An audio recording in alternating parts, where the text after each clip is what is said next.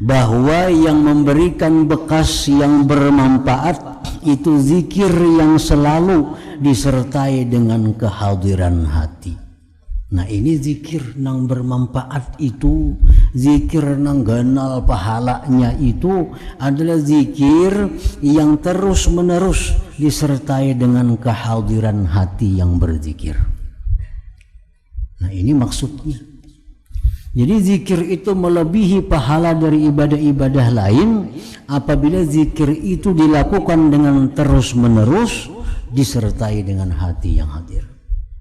Nah itulah kadar yang bisa disebutkan di dalam kitab ini. Kenapa zikir itu melebihi pahalanya dari ibadah-ibadah yang lain. Ba'amma zikru bil lisan wal qalbu lahin fahuwa qalilul jadwa.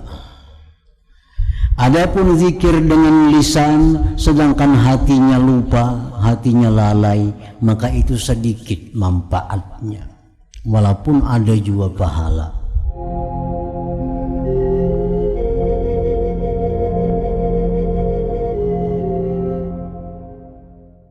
Fadilatut tasbih wa tahmid wa baqiyatil azkar. Ini menjelaskan tentang keutamaan bertasbih, tahmid, dan setinggalnya zikir-zikir yang lain. Qala sallallahu alaihi wasallam man sabbaha dubura kulli salatin thalathaw wa thalathin wa hamida thalathaw wa thalathin wa kabbara thalathaw wa thalathin wa khatamal mi'ah bila ilaha illallah wahdahu la syarikalah lahul mulku wa lahul hamdu wa huwa ala kulli syai'in qadir ghufirat dzunubuh. Rasulullah sallallahu alaihi wasallam bersabda, barang siapa yang bertasbih mengucapkan subhanallah subhanallah sesudah tiap-tiap sembahyang fardu sebanyak 33 kali subhanallah subhanallah, dan dia memuji Allah 33 dengan ucapan alhamdulillah alhamdulillah, wa kabbara dan bertakbir Allahu akbar 33, dan dia sudahi ke-100 dengan la ilaha illallah wahdahu la syarikalah lahul mulku lahul hamdu wa huwa ala kulli syai'in qadir, diampuni zunubuhu dosa-dosanya.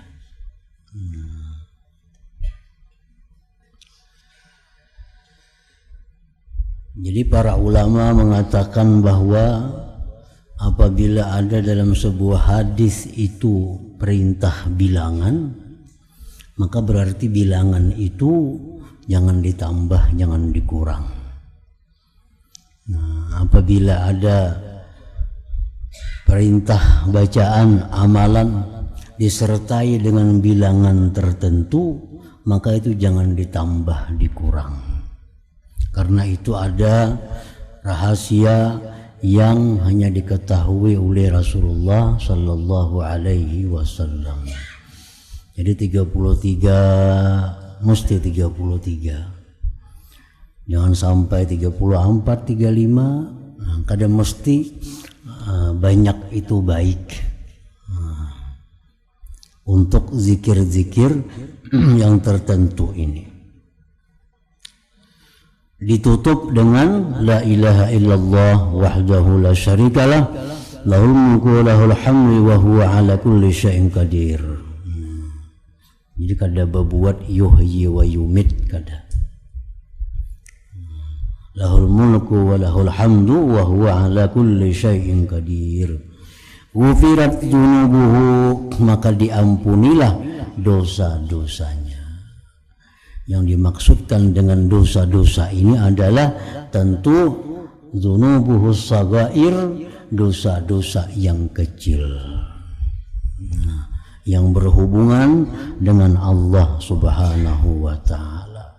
Diampuni dosa-dosa kita. Jadi ada dosa yang terhapus sendiri dengan tobat, itu dosa-dosa besar. Ada dosa yang terhapus hanya dengan salawat.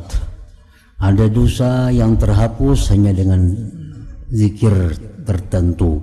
Ada dosa yang terhapus dengan berjalan ke masjid sembahyang berjamaah. Ada dosa yang terhapus dengan memberi makan orang lain.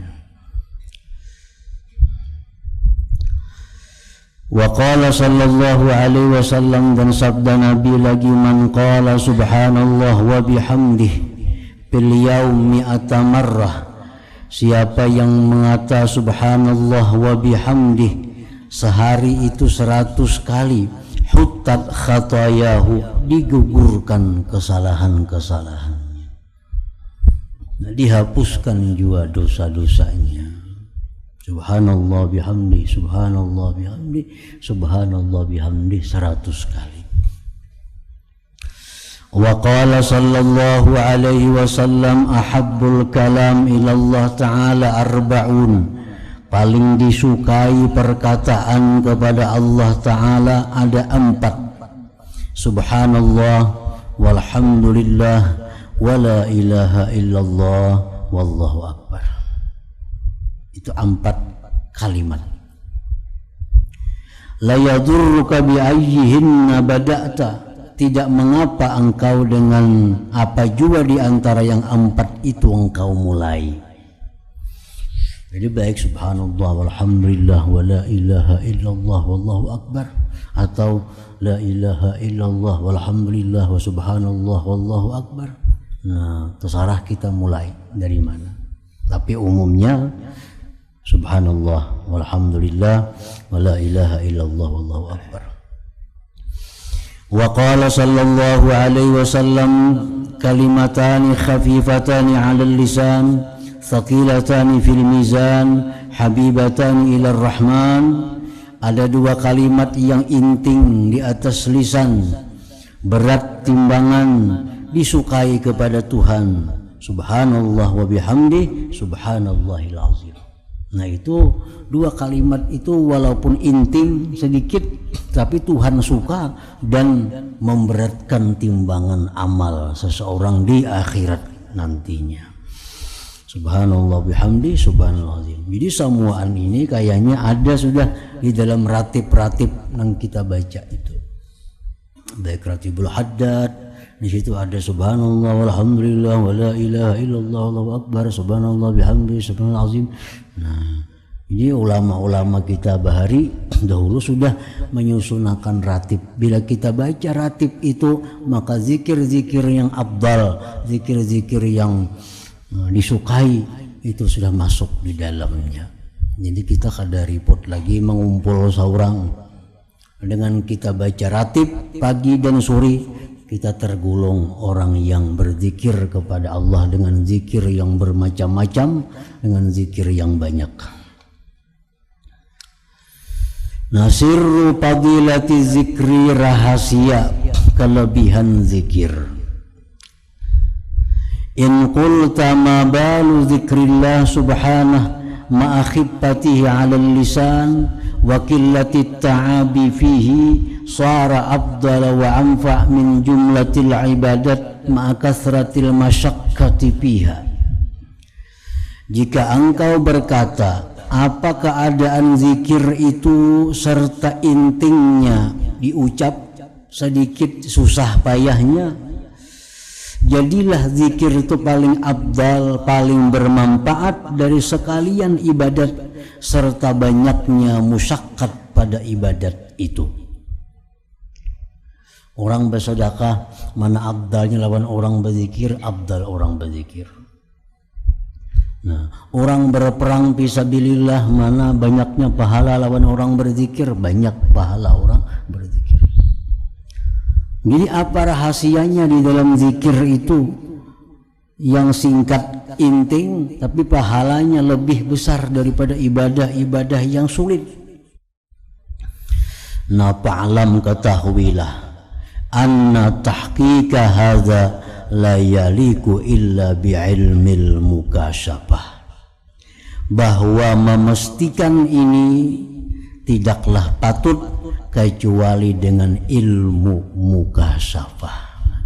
Itu ilmu mukasyafah, nang mengetahui kenapa zikir yang singkat itu tapi pahalanya melebihi dari ibadah-ibadah yang sulit yang banyak. Wal qadrul ladzi yusmahu bi dzikrihi fi ilmil muamalah, adapun kadar yang dibolehkan menyebutkan rahasia itu pada ilmu muamalah ini, annal mu'assiran nafi'a huwa dzikru 'ala ad-dawam ma'a huduril qalbi, bahwa yang memberikan bekas yang bermanfaat itu zikir yang selalu disertai dengan kehadiran hati. Nah, ini zikir nang bermanfaat itu, zikir nang ganal pahalanya itu adalah zikir yang terus menerus disertai dengan kehadiran hati yang berzikir. Nah, ini maksudnya. Jadi zikir itu melebihi pahala dari ibadah-ibadah lain apabila zikir itu dilakukan dengan terus menerus disertai dengan hati yang hadir. Nah, itulah kadar yang bisa disebutkan di dalam kitab ini. Kenapa zikir itu melebihi pahalanya dari ibadah-ibadah yang lain. Fa'amma dzikru bil lisan wal qalbu lahin fahuwa qalilul jadwa. Adapun zikir dengan lisan sedangkan hatinya lupa, hatinya lalai, maka itu sedikit manfaatnya. Walaupun ada juga pahala, ada pahala, tapi manfaatnya kada maksimal. Bal hudurul qalbi ma'allahi ta'ala 'ala ad-dawam aw fi aktsaril awqat huwa al-muqaddamu 'ala al-ibadat. Tetapi kehadiran hati bersama Allah atas selama-lamanya atau pada kebanyakan waktu, itulah yang diutamakan atas ibadat-ibadat tadi. Nah, yang diutamakan atas ibadat-ibadat tadi adalah kehadiran hati kita bersama Allah.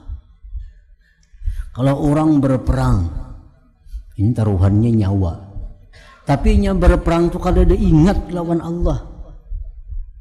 Lebih baik orang yang di rumah yang ingat kepada Allah. Tapi kalau orang itu berperang ditambah lagi ingat kepada Allah, nah itu sudah nomor satu. Orang yang bersedekah tapi hatinya lalai, lupa kepada Allah. Di saat bersedekah itu hatinya tidak ingat kepada Allah. Lebih baik orang kada bersedekah tapi hatinya ingat kepada Allah. Tapi kalau orang bersedekah itu ditambah lagi ingat kepada Allah, nah itu lebih baik lagi. Jadi perbandingannya antara ibadah yang ingat dengan Allah dengan kada ibadah yang ingat kepada Allah. Orang makan misalnya, kan makan ini kada ibadah nih, makan, tapi nya makan tuh ingat lawan Allah, hatinya hadir, makan itu bersama Allah.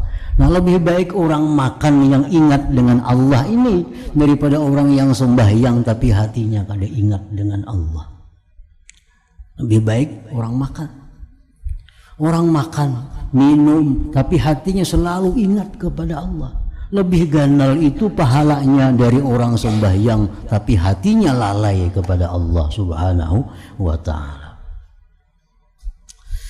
Bal bihi tasharrafa sa'irul ibadat, bahkan dengan zikir itulah, dengan kehadiran hati itulah menjadi mulia sekalian ibadat-ibadat itu.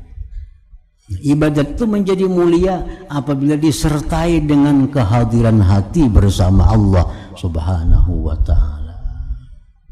Orang baca Quran, baca benarnya, hatinya kemana-mana kah? Hatinya kada diingat, hatinya kada ingat bahwa ini kalam Allah, bahwa ini adalah dia bisa baca Quran, ini taufik hidayah dari Allah. Jadi baca Quran tapi hatinya lalai. Lebih baik orang yang sambil menyapui rumah tapi selalu hatinya berzikir kepada Allah Subhanahu wa ta'ala. Karena yang dipandang itu adalah segala ibadah, yang dipandang itu adalah hadirnya hati bersama Allah Subhanahu wa ta'ala. Wa huwa ghayatu samaratil ibadatil amaliyah, itu kehadiran hati bersama Allah merupakan buah ibadah amaliyah. Jadi yang dituju dari ibadah amaliyah ini puasanya, zakatnya, sembahyangnya, ibadah amaliyah haji, umrahnya, yang dituju itu adalah kehadiran hati bersama Allah Subhanahu wa ta'ala. Nah itu sebabnya zikir tadi lebih afdal daripada ibadah-ibadah yang lain. Walaupun ibadah lain itu lebih sulit, lebih payah pekerjaannya. Wali zikri awalun wa akhirun, bagi zikir itu ada awal ada akhir. Fa awaluhu, awalnya zikir yujibul unsa wal hubb. Awalnya zikir itu menuntut akan kejinakan hati dan kecintaan hati kepada Allah. Wa akhiruhu, akhirnya yujibul unsa wal hub, akhir zikir pun adalah menuntut akan kejinakan hati dan kecintaan hati kepada Allah Subhanahu wa ta'ala. Wa yasduru anhu, dan timbullah itu kejinakan dan kecintaan tadi daripada zikir. Wal matlub, yang dituntut zalikal unsu wal hub, adalah kejinakan hati dan kecintaan hati kepada Allah Subhanahu wa ta'ala. Jadi itu yang dituntut dari segala ibadah, yang dituntut adalah zikir, kehadiran hati bersama Allah. Nah, kehadiran hati bersama Allah itu akan membuahkan kejinakan dan kecintaan kepada Allah Subhanahu wa ta'ala. Nah, jadi itulah rahasianya kenapa zikir itu lebih unggul dari ibadah-ibadah badaniyah, dari ibadah-ibadah amaliyah lainnya. Nah, kemudian fadilatud du'a, fadilat doa. Doa ini bagian dari zikir juga. Qala Allah Ta'ala, Allah berfirman, wa idza sa'alaka ibadi anni fa inni qarib ujibu da'watad da'i idza da'ani falyastajibu li. Apabila bertanya kepada engkau wahai Rasulullah hamba-hambaku tentang aku, katakan kepada mereka bahwa aku adalah dekat dengan mereka. Tuhan sangat dekat dengan kita. Dan katakan bahwa aku mengabulkan doa orang yang berdoa. Maka hendaklah mereka itu terlebih dahulu mengabulkan apa-apa yang kuminta. Jadi Allah mengabulkan doa kita bila kita sebelumnya mengabulkan apa yang diminta oleh Allah. Nah, kabulkan dulu apa yang diminta oleh Tuhan. Jar Tuhan tobat, jar Tuhan sembahyang, ujar Tuhan ini, itu laksanakan semua. Nah, hanya kita minta lawan Tuhan, niscaya dikabulkan oleh Allah Subhanahu wa ta'ala. Nah, ada ujungnya. Aku mengabulkan doa orang yang berdoa. Bila berdoa kepadaku, maka hendaklah terlebih dahulu dia mengabulkan permintaanku, ujar Tuhan. Nah, kabulkan permintaan Tuhan. Nah, makanya kalau kita masih banyak dosa, masih banyak kesalahan, nah kita berdoa kepada Allah, nah doa kita kada akan dikabulkan Allah. Walaupun kada sunyi dari pahala, tetap dapat pahala juga. Wa qala ta'ala, dan firman Allah Ta'ala, ud'u rabbakum tadarru'an wa khufyah innahu la yuhibbul mu'tadin. Allah berfirman lagi, berdoalah kalian wahai manusia kepada Tuhan kalian tadarru'an, dalam keadaan hina. Nah, jadi waktu kita berdoa itu hendaknya kita merasakan bahwa kita ini kada mampu. Nah, kita merasakan kekurangan diri kita untuk mengatasi masalah ini. Nah, jadi kita waktu berdoa itu mesti merasakan itu. Jangan sampai kita berdoa tapi kita kadang merasakan kita berhajat kepada Allah. Nah, itu sudah ditolak oleh Allah. Jadi berdoalah kepada Tuhan tadarruan tazallulan, artinya menghinakan diri. Kenapa aku minta kepada Tuhan agar diampuni dosa? Karena hanya Tuhan yang bisa mengampuni dosa. Kenapa aku minta lawan Tuhan murah rezeki? Karena hanya Tuhan yang bisa meluaskan rezekiku. Kenapa aku minta kepada Tuhan keamanan? Karena hanya Tuhan yang bisa mengamankan aku. Nah, itu tazallulan ngarannya. Jadi kita berdoa itu kita mesti merasakan tentang keterbatasan kita. Wa khufiyatan, dan jar Tuhan berdoalah kepadaku itu khufyah, artinya begimit berdoa, jangan kuciak-kuciak. Berdoa tuh begimit. Nah, punya berdoa itu misalnya kita lawan Tuhan, cukup kita mendengar apa yang kita minta. Nah, itu arti khufyah. Karena di zaman Nabi itu ada sahabat-sahabat Nabi yang nyari-nyaring, berzikir, berdoa, nyaring-nyaring. Lalu jar Nabi, innakum la tad'una asam, kalian ini tidak berdoa kepada orang tuli. Tuhan itu kada tuli, kada perlu dikuciaki, dan Tuhan itu kada jauh. Innalladzi tad'un sami'un qarib, ya Nabi. Yang kalian berdoa itu Tuhannya itu parak, lagi mendengar. Innahu la yuhibbul mu'tadin. Allah tidak suka orang-orang yang melampau batas. Nah, berdoa nyaring, melampau batas. Wa qala ta'ala, dan firman Allah Ta'ala, wa qala rabbukum ud'uni astajib lakum, berdoalah wahai hamba-hambaku kepadaku, astajib lakum, aku perkenankan doa kalian itu. Para ulama mengatakan, yang sudah berapa kali kita ulangi ini, bahwa pengertiannya berdoalah kalian kepadaku, aku kabulkan doa. Nah, pengertian aku kabulkan doa itu sangat umum, sangat umum. Allah kadang menjanjikan, berdoalah kalian kepadaku, ku kabulkan segera, kada ada. Kada ada. Berdoalah kepadaku, akan kuberikan apa yang kamu minta sesuai dengan permintaanmu. Kada ada Tuhan berjanji itu. Nah, cuma Allah berfirman, berdoalah kepadaku, aku ijabah. Nah, aku kabulkan doa kalian. Apabila, nah itu urusan Allah. Dalam bentuk apa, itu pun kehendak Allah. Ya, para ulama menjelaskan bahwa setiap kali kita berdoa dengan doa yang benar lah, dengan doa yang benar, itu Allah bisa memberikan apa yang kita minta saat itu, bisa.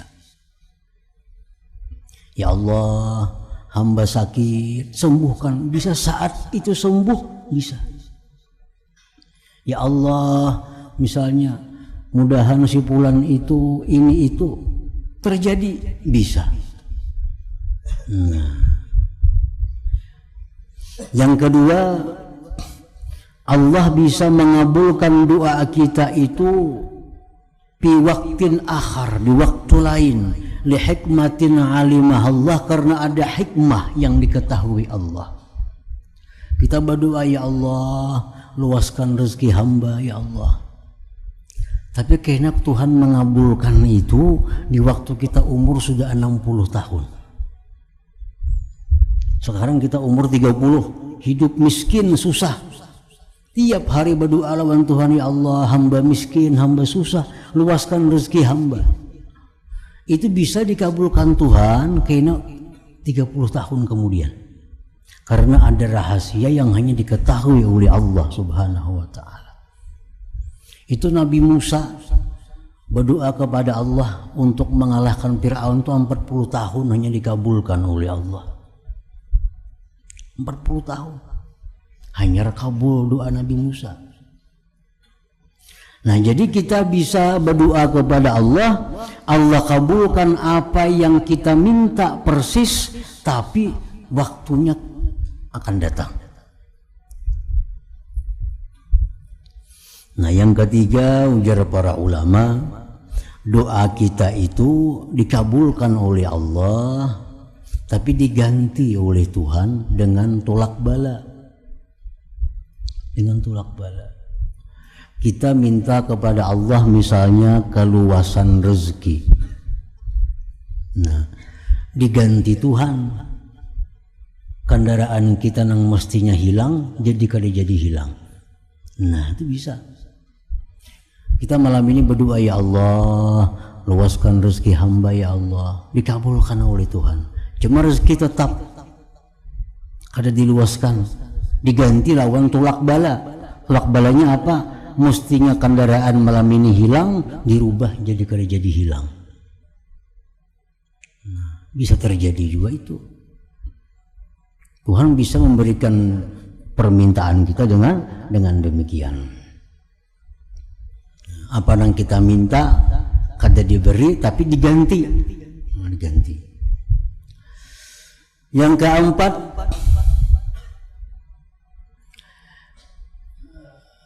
kita bisa diberi Allah dengan yang lebih baik daripada yang kita minta. Bisa yang lebih baik. Kita minta kepada Allah diluaskan rezeki, minta kepada Allah diluaskan rezeki, diganti Allah lawan yang lebih baik, diluaskan ilmu misalnya, rezeki tetap. Nah, bisa juga itu, karena baik ilmu daripada harta. Nah, kita minta kepada Tuhan agar diluaskan rezeki, nah, diberi duit yang banyak, rezeki yang mudah. Tuhan ganti lawan lebih baik daripada itu. Duit tetap diberi Tuhan kayak biasa, tapi ilmu melimpah ruah datang kepadanya. Nah, bisa juga itu. Nah, yang kelima, berdoa kita macam-macam doa kepada Tuhan. Disimpan Tuhan aja pahalanya. Disimpan Tuhan pahalanya. Kayaknya di akhirat hanya diserahkan. Nah, ya Tuhan, pahala ikam nang kada sing kabulan doa tu ya ini pahalanya. Berdoa ini, berdoa itu, kadang mau kabul. Sudah macam-macam cara. Jurang beristighfar 1000 dulu, sudah beristighfar 1000 juga. Jurang batubat sudah juga. Kadang mau juga kabul. Oh, sekali memang Tuhan kadang mengabulkan, pahalanya disimpan Tuhan. Kayaknya di akhirat nah diserahkan. Bisa juga itu. Nah, yang keenam, kita minta macam-macam lawan Tuhan, kada diberi Tuhan, tapi kita diberikan kepada anak cucu kita. Nah, anak cucu kita, kita minta ini kada ada dapat, kita minta itu kada ada hasil. Oh, sekalinya Tuhan simpan kena sagan zuriat anak cucu kita. Nah, bisa juga terjadi. Jadi memang firman Tuhan, berdoalah kalian kepadaku, aku kabulkan doa. Ya, macam-macam cara Tuhan mengabulkannya itu. Walhasil berdoa itu kada ada ruginya. Nah, berdoa itu kada ada ruginya. Paling inting pahala kita dapat. Paling inting pahala. Nah, bisa lagi pahala dan macam-macam yang kita minta itu berhasil, bisa juga. Wa qala ta'ala qul Allah awida'ur rahman ayyama tad'u balahul asma'ul husna. Berdoalah kepada Allah, berdoalah kepada Ar-Rahman. Apa juga kamu berdoa kepada Allah, bagi Allah itu asma'ul husna. Tasarah hendak ya Allah, hendak ya Rahman, hendak ya Ghafur, hendak ya Razzaq, hendak ya Ghani, hendak ya Mughni. Tasarah kita memanggil Tuhan, karena Tuhan punya asma'ul husna. Wa qala sallallahu alaihi wasallam ad-du'a mukhul ibadah. Doa itu adalah merupakan intinya ibadah. Intinya ibadah. Wa qala sallallahu alaihi wasallam sallallahu ta'ala min fadlih, mintalah kepada Allah anugerahnya. Fa innahu ta'ala yuhibbu ay yus'al, bahwa Tuhan itu suka apabila diminta. Nah, Tuhan ketujuh bila kita minta. Makanya bila kita minta, pahala diberi Tuhan dah. Minta apapun, pahala diberi Tuhan. Wa abdalul ibadah, paling abdal ibadah, intizarul faraji, adalah menunggu kelapangan. Menunggu kelapangan. Kita berdoa lawan Tuhan, ya Allah, hamba minta kepada ini. Nah, kita tunggu itu ibadah. Kita berdoa pulang, ya Allah, hamba minta ini ya Allah. Kita tunggu, menunggu itu adalah ibadah. Nah, orang garing-garing berdoa, ya Allah, sihatkanlah hamba. Menunggu sihat itu baginya adalah ibadah. Nah, intizarul faraj ibadah.